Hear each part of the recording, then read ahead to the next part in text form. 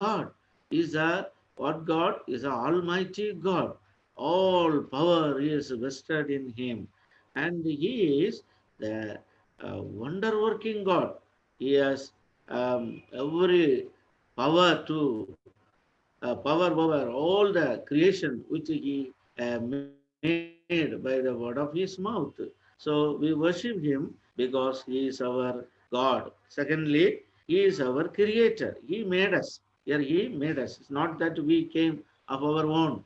God made us. So we are all the creation. So we have to worship Him. Because when we read in the book of Revelation, all the creation, they worship God. Book of Revelation, chapter 5, verse 5, chapter 5, verse 13. And every creature which is in heaven and on the earth and under the earth, and such are in the sea, and they are in them, had saying, blessing and honor and glory and power be unto him that sitteth upon the throne and unto the Lamb for ever and ever. So here we are told every creature which is in heaven or on earth, under the earth, such are in sea, all therein saying all, every creation by the God, and they worship our God. So we also must worship Him because He is our Creator or He is our Maker. Then in Psalm 100 and verse 5 we see, verse 5, for the Lord is good. We have to worship Him because of His goodness, because of His goodness. In Exodus chapter 34 and verse 16, we are told, yeah, 34 verse 6, the Lord says, the Lord passed by before him and proclaimed, the Lord God, merciful, gracious, long suffering, and abundant in goodness and truth. So our God is full of mercies and full of grace and is full of long suffering and abundant in goodness. Abundant in goodness. We don't find any evil in God. Right from the beginning, when we read the scriptures, we understand God of the heaven, our creator, our maker, is good. There is no evil in him. Whatever he does, it is good. And the every creation, chapter 1 of Genesis, when we read, the Lord created one after another, said, it's good, it's good. When he created man and the woman, he said, it's very good. So, what all he made, it's good. So, the good God is always, he does good for his people. The Lord is good. So, we got to worship him because he is our God.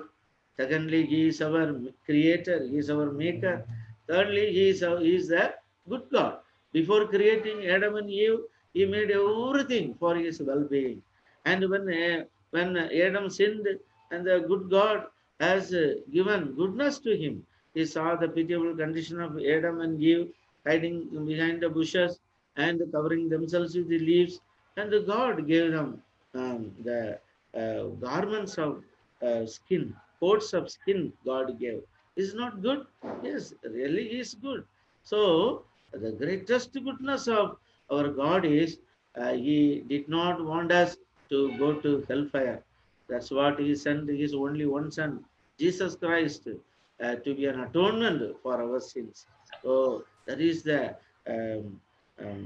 good thing what God has done in our lives.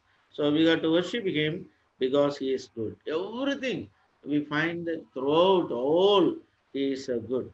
And continuing, His mercy is everlasting. His what mercy? Is everlasting mercy.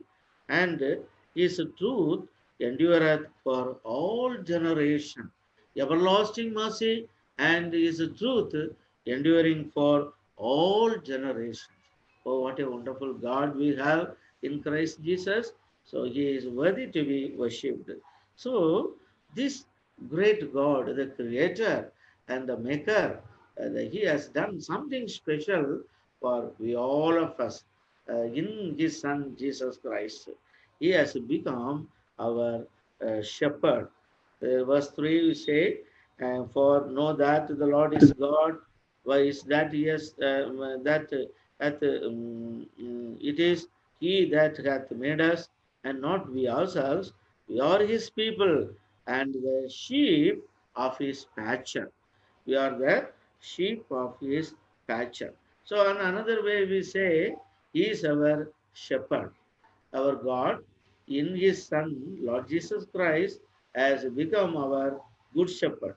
So, Lord Jesus Christ, in John's Gospel, when we read, we are told that He is the good shepherd. John's Gospel, chapter 10, verse 11. 10 verse 11. I am the good shepherd. The good shepherd giveth his life for the sheep. Because of sin, when we have gone astray like the sheep, and God out of his mercy, he sent the Lord Jesus Christ, his only Son, to come to this earth to die for our sins. We are all scattered. We have gone astray. And God out of his mercy, he sent Jesus Christ, and Jesus Christ has become our good shepherd. David he says in Psalm 23, the Lord is my shepherd, I shall not want. So we were the people without the shepherd. We were going and here and there. We were under the attack of the wild beast. But God, He has made us His um, sheep, and He has brought us unto His fold. That's what we have to worship Him. The special thing what God has done to us, He has made us His sheep, and He has brought us unto His fold. First Peter, chapter 2, verse 25. For we were as a sheep going astray, but now returned unto the shepherd and bishop of your souls. So we were like a sheep going astray. And among all the animals, the sheep, it is the foolish animal, and it does not know what it's doing. And why one sheep going astray, and all will go astray. Foolish. In all our foolishness, we have gone astray. And God, and out of His mercy, He came to our rescue, and He has saved us. But now, verse 25, you were as a sheep going astray, but are now returned unto the shepherd. What a wonderful God who is merciful towards us, and He left all His glory. He came to this earth and suffered and died for our sins on the cross of Calvary. So, Jesus Christ, He gave His life that we may come into His fold. So now, this Lord Jesus Christ, He is our good shepherd. Why He is our good shepherd? Because He gave His life for us. Wonderful God. He sent Jesus Christ as the good shepherd. Now come to Psalm 23. Psalm 23 says, the Lord is my shepherd, and I shall not want.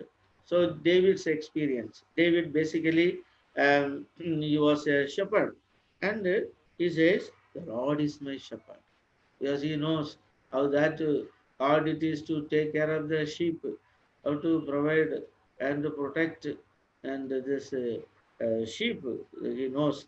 So in his life, he understood that God is the shepherd for him. And then what the Lord he says in verse 2, He maketh me to lie down in green patches. He leadeth me beside the still waters. He maketh me to lie down green patches. There is a provision. Uh, so saved our lives and brought unto his fold. Secondly, what he is doing is maketh to lie down green patches. The green patches and still water, it speaks about the satisfaction. For the sheep, he made a satisfaction. Then he is not leading into the dry grass or in a running water, but he has led them into the green patches. Oh, they can eat, and they can graze and relishingly, and they can drink the calm water, placid water. They can rest. Oh, what a great satisfaction and God gave for us. You know, before our salvation, we did not have satisfaction. We were wandering people. We did not have peace in our lives.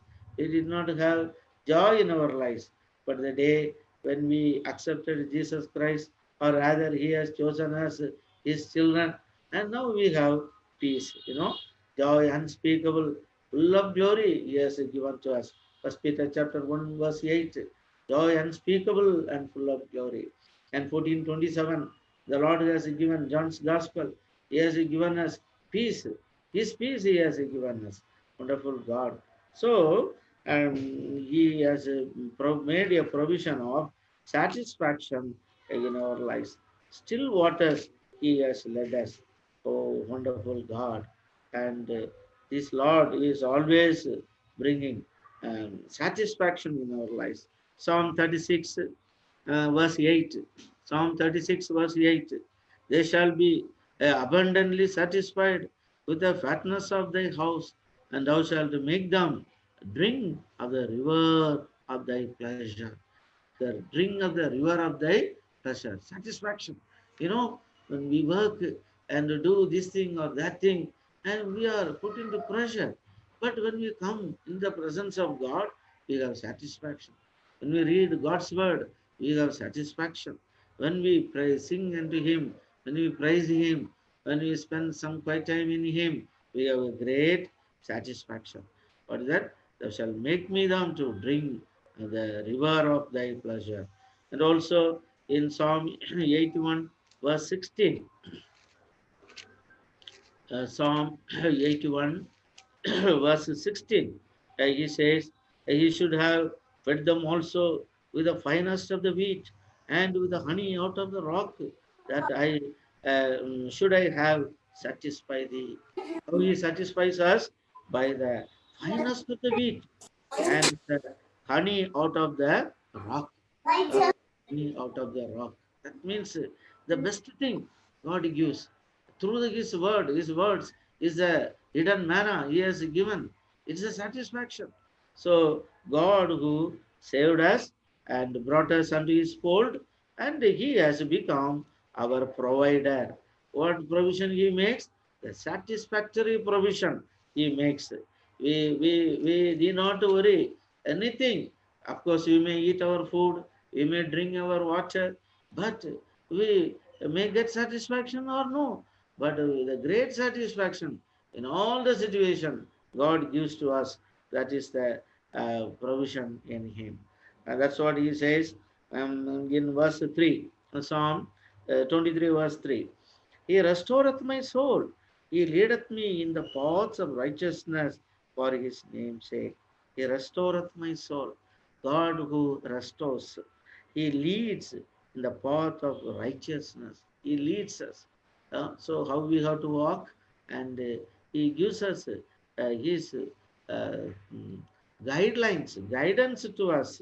He leads us, and again, and He takes away all the fears in our lives. Verse 4, He says, yea, though I walk through the valley of the shadow of death, I will no fear evil, and for thou art with me, thy rod and thy staff shall comfort me. He says, what is that? Protection. So, provision was there, satisfaction is given, and now what is that? Protection is given. We need not to fear any evil. Fear no evil. I will fear no evil because thou art with me. Oh, what a wonderful thing. So, the sheep in the fold, we notice, and all the sheep will, what? Sleep. All will sleep. and the shepherd, he will watch. You know, I came from a village, and many times in the fields, I notice how that shepherd, he takes care of his sheep. The pen he around, then he will be watching over them. All the sheep fearlessly they will sleep. So this is what God does for us. No evil, though, but we walk through the valley of shadow of death, some experience, some fiery experience, some difficult experience, unexpected experiences we walk through. It is like a shadow of death, but we will not fear. We will not fear. Why? Because He is our Lord who gave His life. He is there. He has what? Or the word with me, the rod and the staff, they comfort me. The shepherd will have the rod and a staff. So if any wolf or any other cruel animal comes, he will drive them away and he will club them also. So powerful he is. That's what the Lord Jesus Christ he says about how he is protecting his people who put their trust in him. And John's Gospel, chapter 10. John's Gospel, chapter 10, verse 14. I am the good shepherd, and know my sheep, and I am known of mine. So he is our good shepherd. So he will what? Protect us. You see, verse 27. You see, my sheep hear my voice. I know them, they follow me. I give them eternal life. They shall never perish. Verse 28. They shall never perish, neither shall any man pluck them out of my hand. Neither shall any man pluck them out of my hand. So, when we become children of God, we may face some experiences, but no evil will fall on us because the Lord is in control. He is our good shepherd. Is a very most confidential uh, verse for believers. Neither any man pluck them out of my hand. So we are what? Securely protected. Oh, great shepherd is our God. And again he says in verse 29, my father which gave them is greater than them all, and no man is able to pluck them out of my father's hand. So nobody can take us from the hands of the Lord Jesus Christ, and nobody can take us from the hand of the Father. So what a great protection. That's what the David he says in Psalm 23. Though I walk through the valley of the shadow of death, but I fear no evil. The fear God has taken away. Fear of death He has taken away. By dying on the cross of Calvary, Jesus Christ has delivered us from the fear of death. We were lifetime subjected to the bondage of death, but that death, sin, punishment, everything He has taken away. No more fear in our life. That we read in book of Hebrews, chapter 2. Um, Hebrews chapter 2, we can read how that Lord has taken away that fear from our lives. And verse um,